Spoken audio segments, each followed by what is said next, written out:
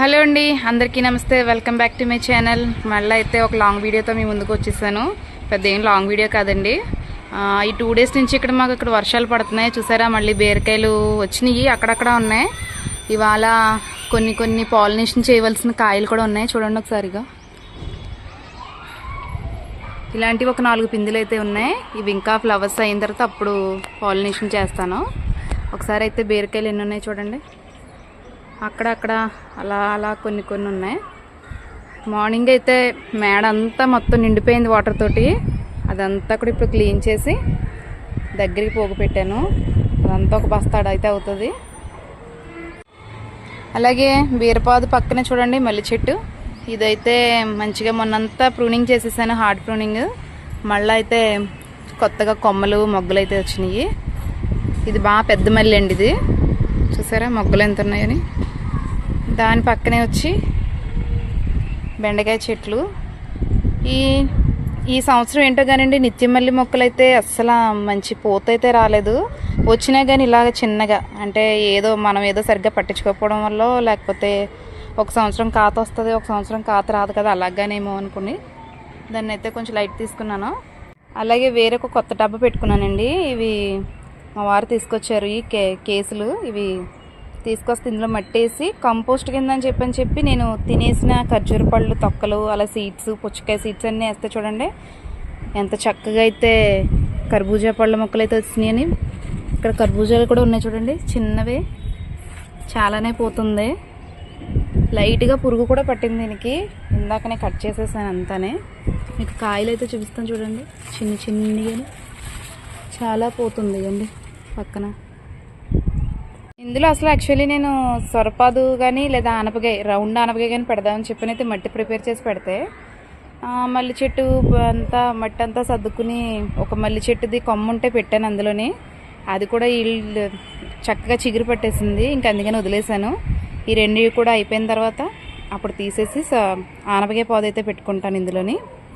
అలాగే మల్లి చెట్లు పక్కనే వంకాయ మొక్కలండి. వీటికి వంకాయలు వస్తున్నాయి కానీ పురుగులు పట్టేసి అయితే మొత్తం కాయలన్నీ పొడైపోతున్నాయి. అందుకని చెప్పనైతే వీటిని కూడా ప్రూనింగ్ చేసేసి పక్కన పెట్టాను. అలాగే పక్కకు వస్తే వేరే చోట ఉండేది దొండపాదు, మనం తెచ్చేసి దీనికి సపరేట్గా పెట్టాను. ఎందుకంటే చిక్కుడు పాదులో కలిసిపోతుంది ఇది. ఇప్పుడిప్పుడే మంచిగా కాయలు అయితే వస్తున్నాయి. దీనికి చాలా కాయలు ఎక్కువ కట్ చేశాను, ఇంకా బాగా వస్తున్నాయి చూడండి. దీనికి చిన్నగా తాళ్ళు కట్టి అయితే చిన్ని పందిరేసాను. చూసారా మంచి చిగురుతోటి. ఇక్కడ చూడండి లేత చిగురులు.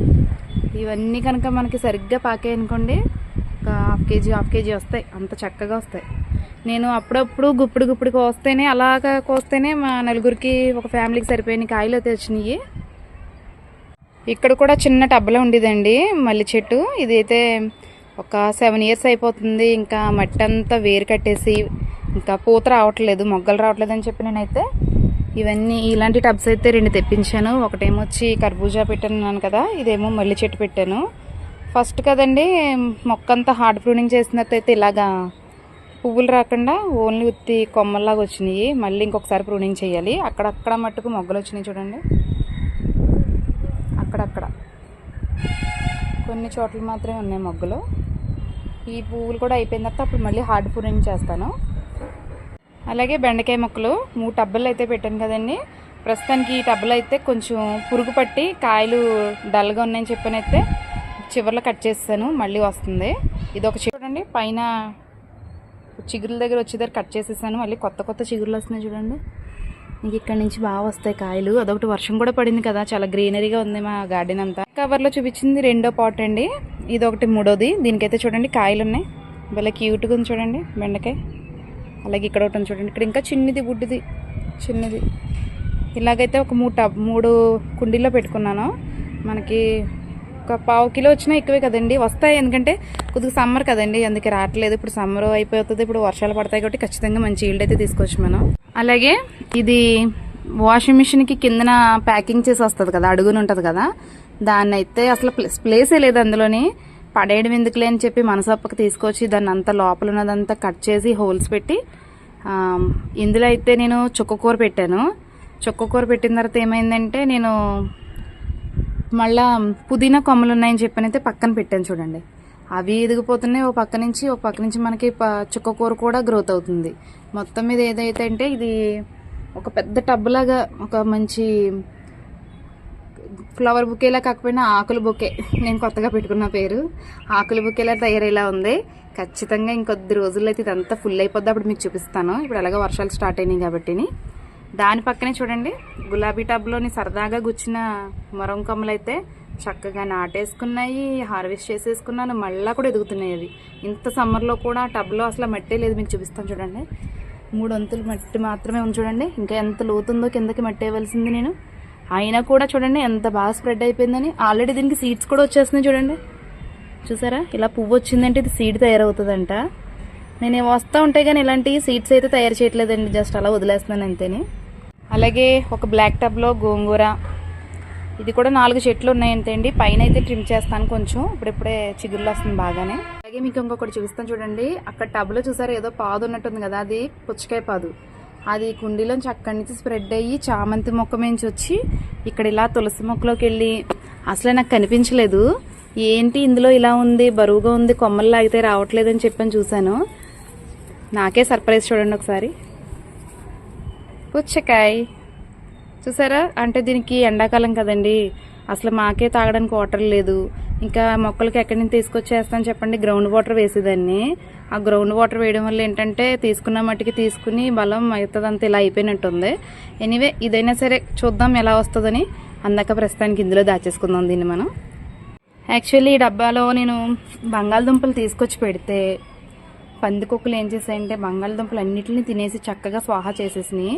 తర్వాత నేను ఎందుకో వంట చేయగా మిగిలిపోతే ఒక దుంపను తీసుకొచ్చి చామదుంపను అందులో కప్పెట్టాను. అది పెడితే చూడండి చక్కగా అది బాగా నిల్చుంది. పక్క నుంచి చూడండి ఎన్ని పిలకలు స్ప్రెడ్ అయినాయి అని. నాకు చూపించడానికి అవ్వట్లేదు సరిగ్గాని. చాలా బాగా వచ్చిందండి ఇది కూడా. ఇది కూడా మీకు చూసే ఉంటారు, చూపించానో లేదో గుర్తులేదు. ఒకవేళ చూపించకపోతే కనుక సారీ. ఇప్పుడు చూడండి, ఇదైతే మటుకు డబల్ షేడ్ ఉన్న చిక్కుడు అండి. ఇది కణుపు చిక్కుడు. డబల్ షేడ్ అంటే ఒక పక్క గ్రీన్గా, ఒక పక్క మనకి కాండం ఎలా ఉంది చూడండి రెడ్గానే ఇలా వస్తుంది అన్నమాట కాయ. నేను ఏంటంటే సీడ్స్ పోతాయని చెప్పనైతే నేను మాకైతే అసలు యాక్చువల్లీ ఆషాఢం వరకు కూడా చిక్కుడు పాదు పెట్టుకోము. ఆషాఢం వెళ్ళిన తర్వాత పెడతాము. నేను ఆ రూల్స్ని బ్రేక్ చేసి ఏంటంటే పాదు పాడైపోద్ది, ఆ సీడ్స్ పడతాయి, మళ్ళీ నాకు ఎక్కడ దొరకవు అని చెప్పనైతే పెట్టేసుకున్నాను. ఇదైతే మొత్తం బాగా స్ప్రెడ్ అయింది చూడండి ఇలాగా ఎంత పందిరి అల్లుకుందని. దాని పక్కనే చిన్న గ్యాప్ ఉందని చెప్పనైతే నేను ఒక 3 సీడ్స్ బీరకాయలు అయితే పెట్టాను. ఇది కూడా అతి చాలా కష్టమే పెంచి పెట్టానండి. ఎందుకంటే పందికొక్కులు నాకు అంత నష్టాన్ని చేకూర్చాయి. ఇప్పుడు ఇది చిక్కుడుపాదు బలం తీసేసుకోవడం వల్ల ఏమవుతుందంటే చాలా చిన్నగా, అంటే అసలు ఎదగట్లేదు అన్నమాట ఇది. అలా అయినా చూడండి దీనికి చిన్ని బీరకాయలు. ఇవాళ పాలినేషన్ చేయవలసిన కాయల్లో ఇదైతే ఒకటి ఉంది చూడండి. మొత్తం అలాగా 5 కాయలు ఉన్నాయండి వాళ్ళ బీరకాయలు చేయవలసినవి. చూద్దాం అసలు ఇది ఏ రకం అవుతుందో కాయని చూసి అప్పుడు ఉంచాలా, దీన్ని పిందులు రాకుండా మనం మొక్కను డెవలప్ చేయాలా అనేది చూద్దాం. అలాగే మీకు ఇంకొక మొక్కను చూపించడం మర్చిపోయానండి. ఇవి గుర్తుపట్టారా, గుత్తులుగా కాసే బొబ్బరి చిక్కుళ్ళు అంటారు కదా, ఇవి చాలా ఫేమస్ అండి. ఇందులో కొబ్బరికూర చేసుకుని కర్రీ ప్రిపేర్ చేసుకుంటే చాలా బాగుంటుంది, నాకు చాలా ఇష్టం. చూడండి నేను 4 మొక్కలు పెట్టుకుంటే 3 మొక్కలు బతికినాయి ఈ బకెట్లోని. ఆ 3 మొక్కలు చూడండి ఒక్కటైతే మనిషి అంత హైట్ అయిపోయింది చూడండి. ఇది మీరు సరిగ్గా చూస్తే ఇక్కడ నుంచి చూడండి, ఇలా చూడండి ఎంత పెద్ద కాండం తయారైందంటే. మొత్తం దీని నిండా ఫుల్గా కాయలు ఉన్నాయి. మీకు ఇంకా క్లారిటీగా చూపిస్తాను. అసలు గ్యాపే లేదు చూడండి, ఎన్ని చిన్న పిందులు ఉన్నాయని. ఇవన్నీ కనుక ఒక్కసారి అయితే నా చిన్న ఫ్యామిలీకి సరిపడా కర్రీ అయితే అవుతుందండి. అందుకని చెప్పనైతే దీన్ని ఎండకి వేడికి తగలకుండా జాగ్రత్తగా పెట్టుకున్నానండి. కానీ చూడండి చాలా మంచిగా అయితే ఉన్నాయి కాయలు. నేను ఈ సమ్మర్లో ప్రతి సమ్మర్లోని కూడా వాటర్ ప్రాబ్లం వల్ల అయితే చాలా మొక్కలు నష్టపోయాను. అందులో ఒకటి సంవత్సరం నేను నష్టపోయిన మొక్కల్లా పుదీనా టబ్ అండి. మొత్తం పుదీనా టబ్ అంతా చాలా చక్కగా స్ప్రెడ్ అయ్యి పచ్చడి చేసుకునేంత వచ్చింది. కానీ సమ్మర్లో మంచినీళ్ళు లేవు, గ్రౌండ్ వాటర్ వేయడం వల్ల తీసుకున్న మట్టికి తీసుకునే బలం అయితే మిగతాదంతా ఇలా చచ్చిపోయింది. ఒక 2 డేస్ నుంచి మంచినీళ్ళు వేయడం, అలాగే ఒక 2 డేస్ నుంచి వర్షాలు రావడం వల్ల అయితే మళ్ళీ బతికిందండి. ఇప్పుడు నాకు అమ్మయ్య అని అయితే మంచిగా అనిపించింది.